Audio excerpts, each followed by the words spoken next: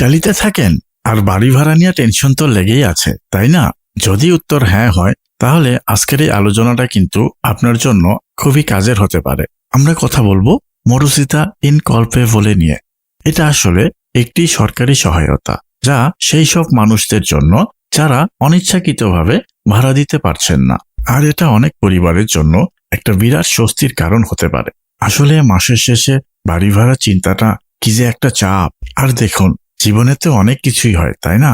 অনেক সময় এমন পরিস্থিতি আসে যখন ভাড়া দেওয়াটা সত্যি খুব কঠিন হয়ে পড়ে।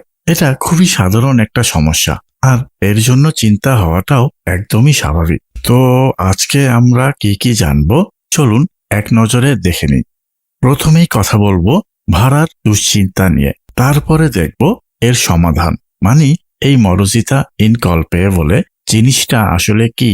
এরপর জানবো কারা কারা এর জন্য আবেদন করতে পারবেন, কি কি কাগজ লাগবে, আর সবশেষে কারা অগ্রাধিকার পাবেন।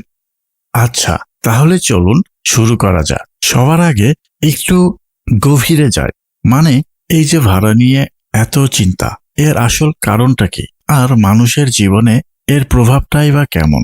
দেখুন, ইতালিতে কিন্তু বহু পরিবারের জন্যই সময় মতো ভাড়া মেটানো একটা বিশাল বড় চ্যালেঞ্জ। এটা একটা বিরাট মানসিক চাপ তৈরি করে। কিন্তু ভালো খবরটা হলো, এই কঠিন সময়ে একা লড়াই করতে হবে না। সরকার কিন্তু আপনার পাশে আছে এবং সাহায্যের জন্য একটা ব্যবস্থা রেখেছে। আর সরকারের সেই সমাধানের নামটাই হলো মরুসিতা ইন কলপেভোলে। এটা শুধু একটা সরকারি যোজনা ভাবলে ভুল হবে। এটা আসলে একটা সেফটি নেট, মানে একটা সুরক্ষা কবচ, যা হঠাৎ আসা বিপদে সাহারা দেয়। শব্দটা একটু কঠিন লাগতে পারে, তাই না? মরুসিতা ইন কলপেভোলে এর সহজ মানে হলো, যখন কেউ নিজের ভুলে বা ইচ্ছাকৃতভাবে নয়, বরং এমন কোনো পরিস্থিতি শিকার হয়েছেন যা তার নিয়ন্ত্রণের বাইরে। যেমন ধরুন, হঠাৎ চাকরি চলে গেল বা কোনো বড় অসুখ হলো, আর সেই কারণে ভাড়া দিতে পারছেন না।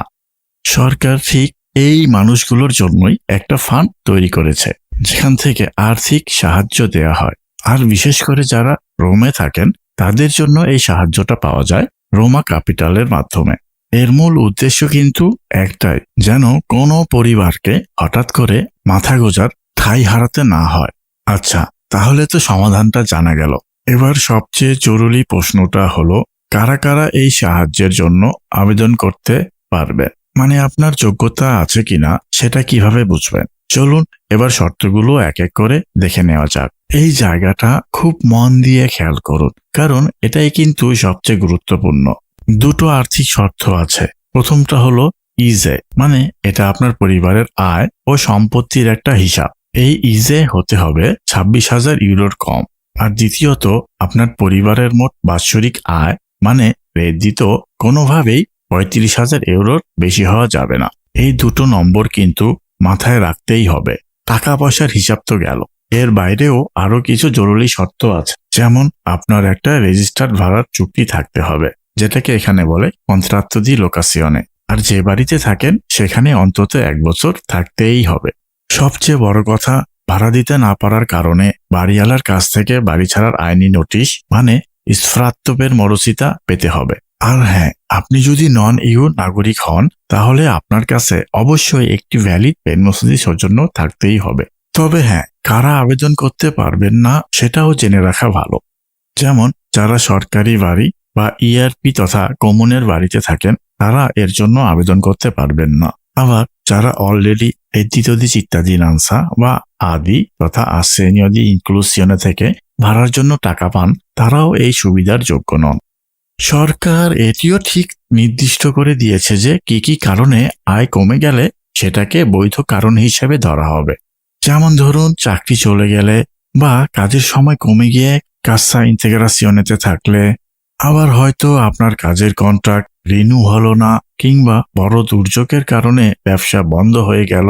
এমনকি পরিবারের গুরুতর অসুস্থতা বা কারো মৃত্যুও একটা বড় বৈধ কারণ হিসেবে গণ্য হয়। তো এতক্ষণে নিশ্চয়ই একটা ধারণা হয়ে গেছে যে আপনি এর যোগ্য কিনা। যদি মনে হয় আপনি এর যোগ্য, তাহলে পরের ধাপটা কি, মানে আবেদনটা করবেন কিভাবে। চলুন এবার সেই প্রক্রিয়াটা দেখে নেই। আবেদন করার প্রক্রিয়াটা কিন্তু খুব বেশি জটিল না। আপনাকে দুটো ফর্ম ডাউনলোড করতে হবে। একটা হলো মরুসিতা ইনকলপেবলের আসল আবেদনপত্র, আর অন্যটা হলো মোদেল্লো কোরান্তা চিনকুয়ে। এই দুটোই আপনি রোমা ক্যাপিটালের অফিসিয়াল ওয়েবসাইটে পেয়ে যাবেন। এখানে একটা বিষয় মাথায় রাখা খুব দরকার, আবেদন হয়তো অনেকেই করতে পারবেন, কিন্তু সরকারি ফান্ড তো সীমিত, তাই না? তাই যাদের প্রয়োজন সবচেয়ে বেশি, সরকার তাদেরকেই আগে সাহায্য করার চেষ্টা করে। একটা প্রায়োরিটি লিস্ট তৈরি করা হয়। তো এই অগ্রাধিকারের তালিকায় কারা উপরে থাকেন? সাধারণত যে পরিবারের 70 বছরের বেশি বয়সী কোনো সদস্য আছেন, বা ছোট বাচ্চা আছে, কিংবা পরিবারের এমন কেউ আছেন যারা 74% বা তার বেশি ডিসেবিলিটি রয়েছে, তাদের অগ্রাধিকার দেওয়া হয়। এছাড়াও যারা আগে থেকেই সোশ্যাল সার্ভিসের সাহায্য নিচ্ছেন, তারাও এই তালিকার উপরে থাকেন। তাহলে পুরো আলোচনার মূল কথাটা কি দাঁড়ালো? কথাটা খুব সহজ কিন্তু খুবই জরুরি। জানুন আপনার অধিকার, সুরক্ষিত করুন আপনার বাসস্থান। নিজের অধিকারগুলো সম্পর্কে জানলেই কিন্তু আপনি আপনার থাকার জায়গাটা সুরক্ষিত করতে সঠিক ব্যবস্থা নিতে পারবেন। তাহলে আপনি কি পরের পদক্ষেপটা নিতে তৈরি? যদি হ্যাঁ হয়, তাহলে আর দেরি না করে রোমা ক্যাপিটালের অফিসিয়াল ওয়েবসাইটে চলে যান। সেখানে আপনি সব ফর্ম আর বিস্তারিত তথ্য পেয়ে যাবেন। মনে রাখবেন, এই কঠিন সময়ে সঠিক তথ্যই কিন্তু আপনার সবচেয়ে বড় অস্ত্র। তবে সত্যি কথা বলতে, এই আবেদনটা ঠিকঠাক পূরণ করাটাই কিন্তু আসল চ্যালেঞ্জ। ফর্মের কোন ঘরে কি লিখতে হবে, কোন কোন ভুল মানুষ সবচেয়ে বেশি করেন, কোন তথ্যগুলো না দিলেই নয়, এই সব খুঁটিনাটি বিষয় নিয়ে হাতে ধরে শেখানো সম্পূর্ণ গাইডের ভিডিও কিন্তু আপনি পেয়ে যাবেন আমাদের পেজের সাবস্ক্রিপশন হারের ভিতরে।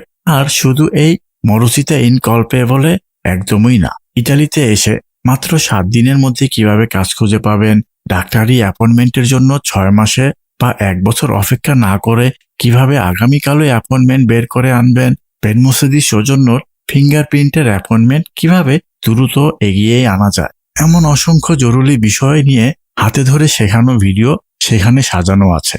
আর সাথে বিশেষ সুবিধা হিসেবে যারা আমাদের পেজের মাসিক সাবস্ক্রাইবার হয়ে জয়েন করেন, তাদেরকে অটোমেটিক আমাদের একটা ভিআইপি গ্রুপে যুক্ত করে দেয়া হয়। সেখানে ইতালির বিভিন্ন সরকারি সেবা পাওয়ার জন্য যে সকল ফর্ম লাগে, সেগুলো আগে থেকেই সুন্দর করে সাজিয়ে আপলোড করা থাকে, যাতে আপনি প্রয়োজন অনুযায়ী সরাসরি সেখান থেকেই ফর্মগুলো নামিয়ে নিতে পারেন। আর এই সব কিছু শুধুমাত্র আমাদের সাবস্ক্রাইবারদের জন্যই উন্মুক্ত। তাহলে আপনি কি পরের পদক্ষেপটা নিতে তৈরি? মনে রাখবেন, এই কঠিন সময় সঠিক তথ্যই কিন্তু আপনার সবচেয়ে বড় অস্ত্র। আর এই আবেদন কি কোনো একটা নির্দিষ্ট সময়ের ভিতর করতে হয়? না, একদমই না। যেহেতু এই সমস্যাটা আমাদের জীবনে যে কোনো সময় আসতে পারে, এর জন্য আপনি বছরের যে কোনো সময় আপনার যখন এই সমস্যাগুলো আসবে, তখন আপনি এই সমস্যার সমাধানের জন্য আবেদন করতে পারবেন। তো এরকম আরো গুরুত্বপূর্ণ বিষয়গুলো পাওয়ার জন্য আমাদের সাথেই থাকুন। তো আজকের মতো এখানেই। সবাই ভালো থাকবেন। আল্লাহ হাফেজ।